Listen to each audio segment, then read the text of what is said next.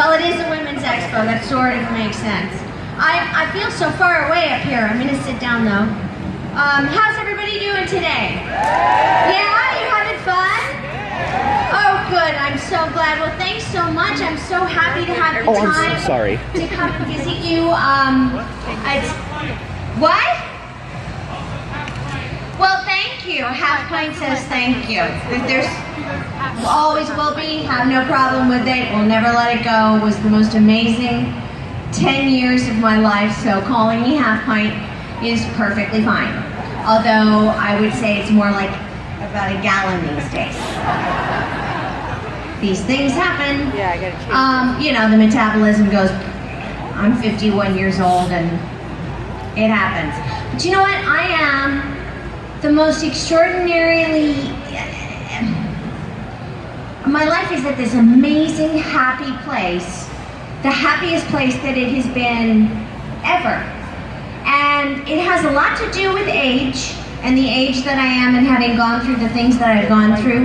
But what it really has to do with is turning the bad stuff, the liabilities, the hard times into assets. I was just on the phone with my best friend who's going through another one right now. And we have this thing that I learned about. I don't know if you know, ladies know this, beautiful pearl necklaces, like the really, really fancy kinds, have a knot in between to hold the pearls on the necklace, because otherwise if it breaks, the pearls just go flying everywhere. And it's the knots that hold them together. So my best friend, who has lost a child, who's been through a divorce, whose ex-husband also died, I mean, and on and on and on of all the difficult and beautiful things we've been through together, we realized that life is like that pearl necklace.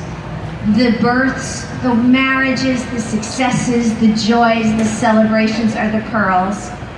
And the difficult times, the deaths, the loss, the divorce, the pain is the knot. And you can't have one without the other.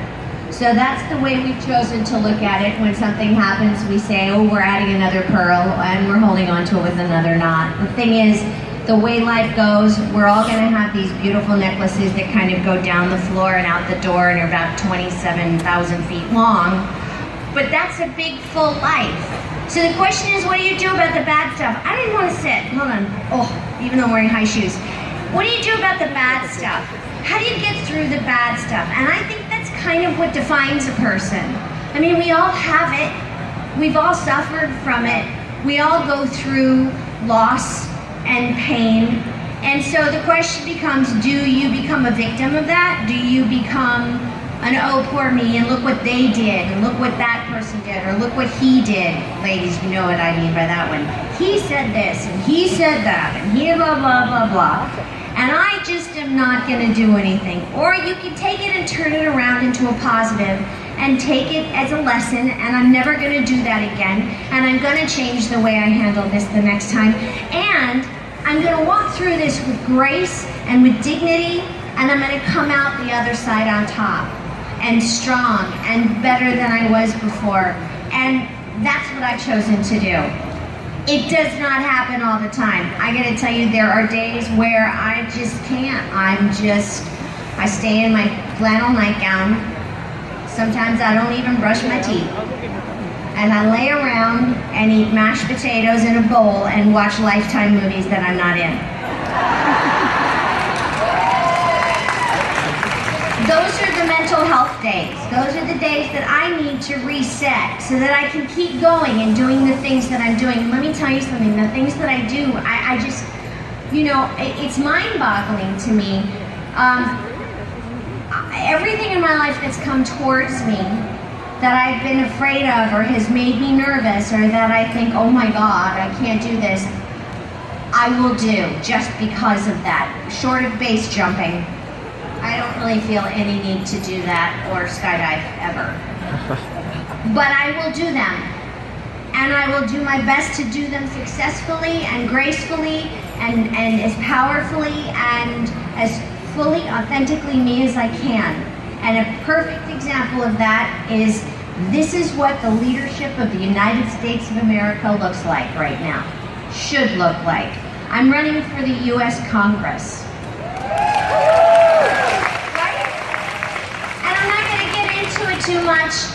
because this is not a political stump, this is not political speaking, but I am going to touch on a lot of why this happened. And this happened because, for many, many reasons, but one of the primary drivers is that I see, first of all, so much bickering at the level of Congress and the Senate, and nothing's getting done. So I think somebody needs to go in there and be a mommy and fix it, which is, right? Congress needs a mom. And the other thing is, if the majority of the legislators who are seated in office today have it their way, they are going to blow us back to the 1950s. They don't want us to make equal pay for equal work. They don't want us to decide what we can and cannot do as far as making decisions regarding our own health, our own bodies, and I think that's wrong. I think it's wrong for someone else to tell people to tell women that they're not allowed to have those choices. And choice is a very heated word.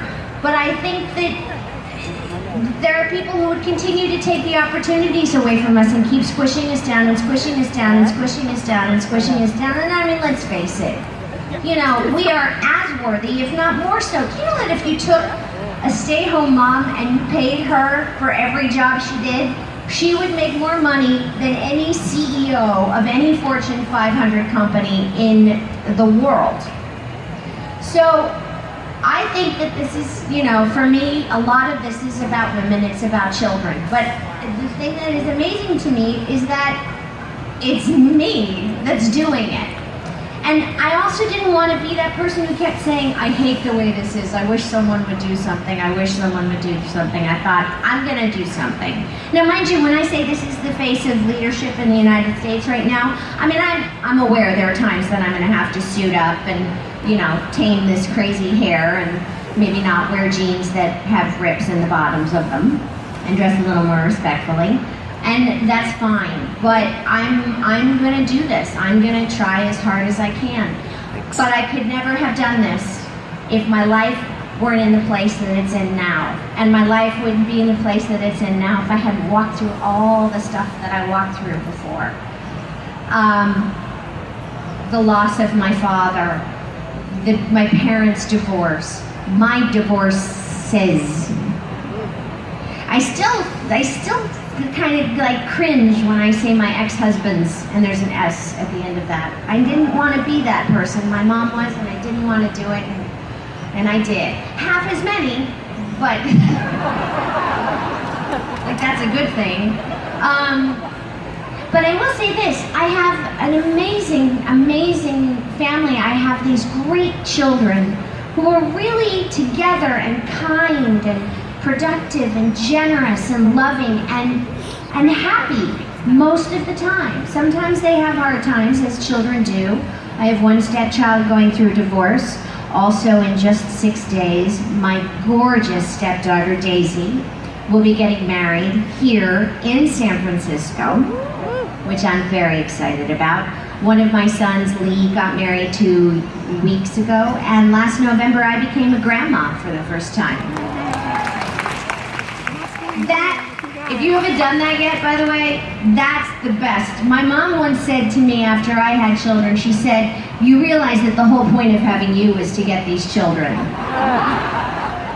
And I kind of thought, well, thanks, but I get it now. I totally get it. I go and I play with that baby and I hold that baby and I feed that baby and I love her and I change her and then at about 7 I go back to wherever I'm staying and have a nice little meal and take, you know, sleep, watch a movie, go to bed. And then I come in and I see how exhausted my kids are and I take the baby again because they've been up all night and I don't have to. So the grandchildren are great. And I'm also blessed in another really important way. I finally figured out how to have a real partner in life.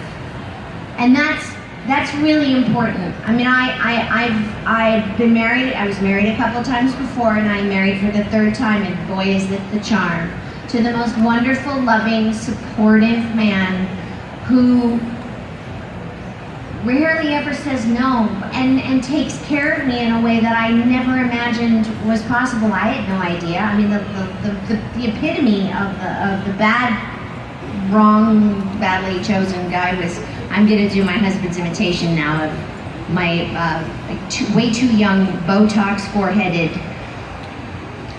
French boyfriend for you. Come here, go away. Come here, go away. Come here, go away. I love you, go away. I'm running off with a woman. I'm going to Istanbul for a week, but I love you. Where are you going? Come here. Why do you not have makeup on? Put those heels on. Come here, go away. Come here, go away. Ladies, you know this. It's like you think you're losing your mind. And that, I was looking at my youngest son who was at home, and I thought, what am I teaching this child? That it's okay to compromise everything you believe in because some cute guy for a second validated me and made me feel good? That's not okay. And I was done, and I was not going to do it again. And, you know, I walk into a place and there's this man, and I looked at him and went, oh, that's him. That's the one, and I was right. But it took me 50 years, but I figured it out. You know, we find things in our own time. My kids have found it sooner because they're smarter. They're just smarter than I am, and thank God they are learning from my mistakes. And I will tell you this also, I made it through with the help of the most amazing therapist. This is 30 years of therapy standing in front of you right here. Without the woman who I call Smarta, I would never have been able to do it. So I'm in this really amazing place, and now I look back and I have these hard times in my life, the knots and the pearl necklace, but I have experienced so much joy and so much love, and it all comes from faith that there's something greater than me that has a plan for me that I have nothing to do with, and hope, which is part of faith, and love, and building this family around me of these incredible children and this man that I love, and the bedrock of that foundation, my girlfriends. Without my girlfriends, they are my life rafts, they are my saviors, they are my everything. You ladies, you know this. I'm sure, how many of you are actually here with your friends? See what I mean? I mean, it's amazing how we rely on our girlfriends. And now I'm reconnecting with friends from, 30, 40 years ago and saying, we're the keepers of each other's histories. And we need to hang on to each other through all of this. So I'm good. I feel good about myself. I don't know how many of you have read my blog. Have any of you read my blog, Melissa's Midlife Musings? Anybody? Bueller? Yeah, very exciting blog. The last blog post I wrote, which actually became a thing and I ended up having to talk about publicly, was about having my breast implants permanently removed. And I did that because it was a health decision, and because when they put them in, they don't tell you that you have to change them every 10 to 15 years because they have a shelf life. And I had this sort of picture of myself at 85 going, well, it's time to get some little boobies. Who does that? And I wanted to be authentically me. And so last January I underwent this really long, extensive surgery, and it changed everything. It changed my whole attitude, it changed the way I feel about myself, it changed my self-image, my body. I lost weight without even trying. It was like my body went, oh, this is what we were supposed to be. And I don't have that toxic stuff inside of me anymore, and I'm not trying to be what other people think I should be. What is that? Why do we all have to be 28 years old and a size 2? It's impossible unless you're 28 years old and a size 2. Why? When you drive we do a lot of road trips, my husband and I. The billboards are, I kid you not, McDonald's, liposuction. Burger King, freeze the fat. What is the message here? It's unbelievable that this is what we're being told, and what our daughters are being told, and what our grandchildren daughters are being told. That's who you have to be. All right, I'm going to go out on a limb here. That the goal is to be a Kardashian. I just don't see that. I just don't see that as something for young women to aspire to. There were so many, I mean, Eleanor Roosevelt would be someone to aspire to be, although, you know, she's long since gone. But I think we need to be the role models for young women. We need to show them how to authentically live an authentic life and be themselves and achieve something and help others and be of service. I'm running for Congress just for that reason too, to be of service. I think we all have, you know, a time in our lives where we need to be of service to others. And this is my time. So, you know, I've had other moments, but this is the big one, and that's why I'm doing it. And you know, none of this is perfect. None of life is perfect. I don't feel great about myself all the time. I'd say like 98% maybe. And then there's the other 2% of the time where I look in the mirror and go, where's my neck? And what is this? I don't know. So, you know what? I just keep plugging along and trying to be true to myself, true to my belief system, and come at life from a place of love. And to come at other people from a place of love, and to try and be of service as much as I can. And that's the best that I can do, because you know what? I am one lucky woman.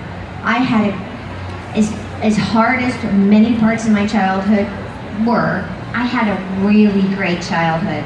I mean, for 10 years, I played the greatest game of dress-up that any young woman ever got to play.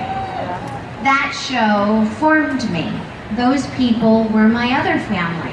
And I will be eternally grateful to Michael Landon and Karen Grassley and everyone who worked on that show for making me so much the woman that I am now. So I am going to stop talking because I'm actually boring myself. And I'm going to take some questions. And this gentleman who's coming out now will have a microphone. His name is Timothy Busfield. He would be my husband. Or he is my husband. And this is my last Women's Expo, so we're gonna kind of switch it around a little bit and have Tim take your questions. So if anybody has any questions, raise your hand and Tim will come over to you. Your mic's not on. Try it again. Yeah, I am extremely fortunate. Everything she says about herself is that 2% where that's what I feel that part reminds her how great she is. I'm so lucky to be her 14th husband. No, it's not that many. She's actually as cool and funny and sweet and giving and loving as you would hope she is. She's everything a man could want in a woman. And she's the best cook on the planet. Anyway, I'm here to take questions. Questions, anybody? Over here, yes. Hi, Mellisa. I, before the show, ran up to one of the security and said, I have something Mellisa must see. In 1979, we were all at the Kahala Hilton that doesn't exist anymore. And this is Debbie and you. 79, you were teenagers. Yes. What I love about the picture, I have a large one, like 11 by 9 or whatever, they're small, and it's in the back. I hope you put it where I asked you to put it on your chair. I'll get it. I'll make sure I get it. Because you were so young, and Michael is in the middle of the two of you. Yes. So he's hugging the two of you. I think it's precious, and I wanted to share that with you. Thank you so much. We used to go every spring break. The Landon family and my family would go to the same place in Hawaii, and we all played together. We were family off camera as well as on. And I love that you have a picture of us there. Oh my gosh! She was part of you were all together. You were part of the kids. Did you play Kick the Can with us and Ding Dong Ditch? And did you? And Leslie Landon in the car drove you guys. Bobby McGee's. Oh my gosh, I'm gonna see Michael Jr. and Leslie next week. We're doing a Little House on the Prairie reunion for Home and Family on Hallmark. The whole cast is getting together, so I'll take the picture and share it with Debbie them. Rose sends a hug. Okay, thank you. Question, yes. Wow. Hi. Nice to meet you. Will you be doing any meet and greets following this speaking today? We don't have any meet and greet set up. Sometimes we have, like the Barnes & Noble will have a place set up for me to sign some of the books that I've written, but they didn't set that up today, so no. And we have to get to Sacramento to see family.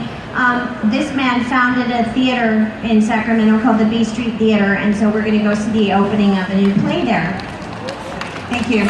I could do 2 hours on his accomplishments alone, but then he will go and get married. Question. Yes. Hi, I'm just curious to know if you've done any 12-step work. A great deal. I did years and years of 12-step work, both in Al-Anon and AA. Yeah, and I still live by those principles and tenets. And you know, it's the perfect program, really, because it's about letting go of powerlessness, and then being loving and being supportive and living authentically within yourself and feeling all the bad stuff so that the good stuff's even better. Yes. Hi, I just want to know what an inspiration you've been in my life, and I've watched you you're like the storybook of my life, and you too, I'm 30-something. But can you tell me about your book? And I'm interested in getting it, and I just wanted to know what your book is about. I've written 3 books. The first book is an autobiography. It's called Prairie Tale, a Memoir, and I wrote it about 10 years ago. And there's something about when you write an autobiography, when you write the words "the end," unless you die, it's not the end. And my life has changed so many times since then. And one of the key drivers in that book was the passing of my father, which I was told was a stroke when I was 11, and he'd had a stroke the year before. And right before the book came out, I found out a big family secret that no one knew, that had been hidden by my mother and stepfather. And that was that my father had actually committed suicide with a gun. He'd shot himself. And so when I do write again about my life, which I will, because this whole running for office thing is gonna have to come out in a book too.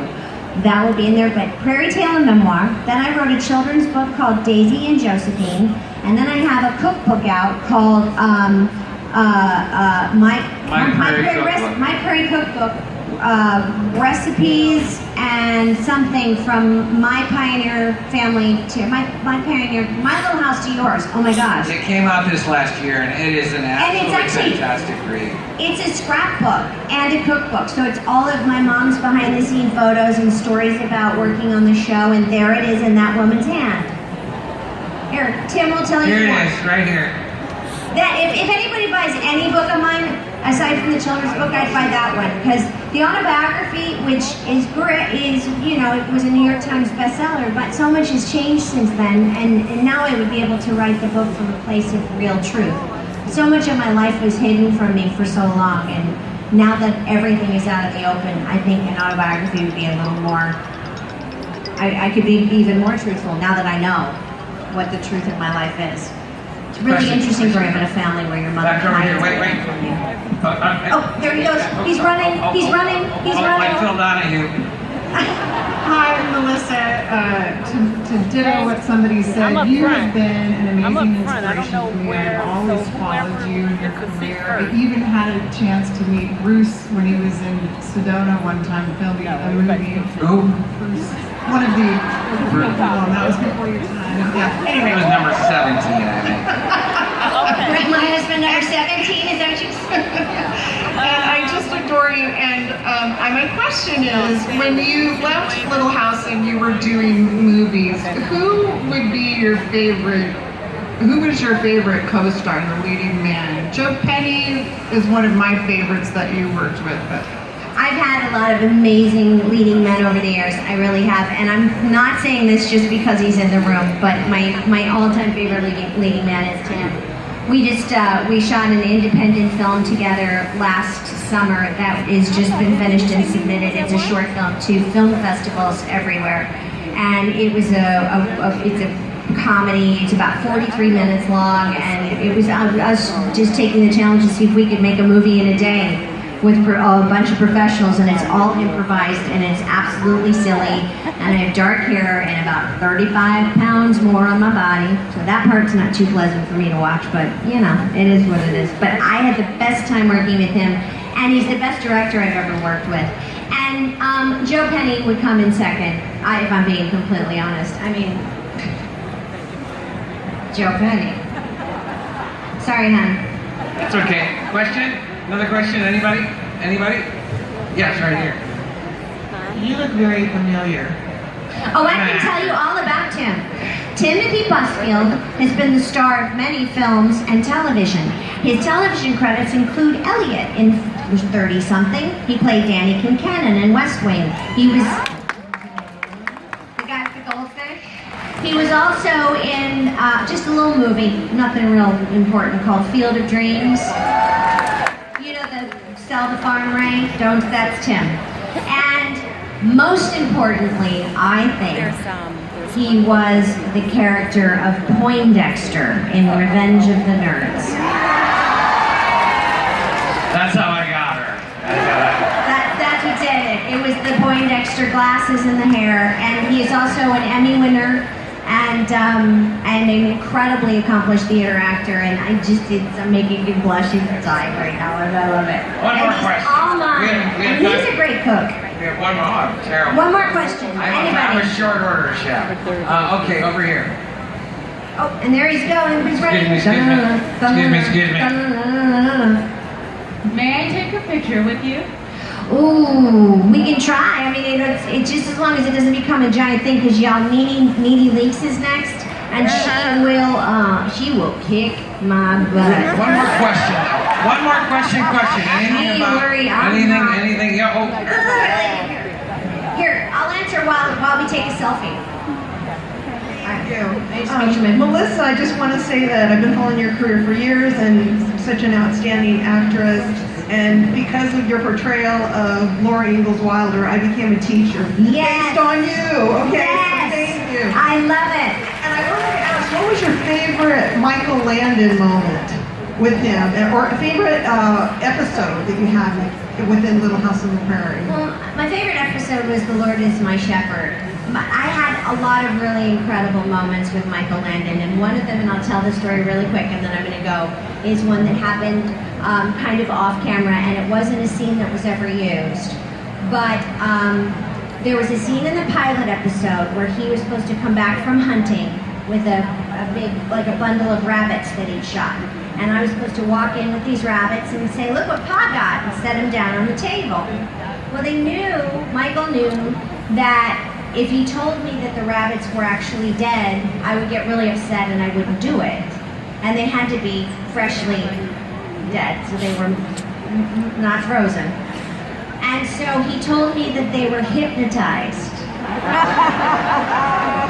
So I walked in, I'm this big, I walked in and I said, look what Pa got. And I set them down like this, and they slipped off the table and they just went thud on the ground. And everybody else knew what was going on. And I looked down and I looked up at him off camera and said, boy, they really do sleep tight, don't they? He didn't tell me that story until I was about 26 years old. He told me the truth. So that's the man that I grew up with. He also taught me later, when I was of appropriate age, the dirtiest jokes I've ever heard, ever. And how to play poker and win. All right, ladies, thank you so much for coming. Thank you for taking the time. I really appreciate it. I wish you all love and joy and peace moving forward. God bless you, and enjoy yourselves, enjoy each other, and give yourselves a break. Be nice to yourself. Go buy something pretty.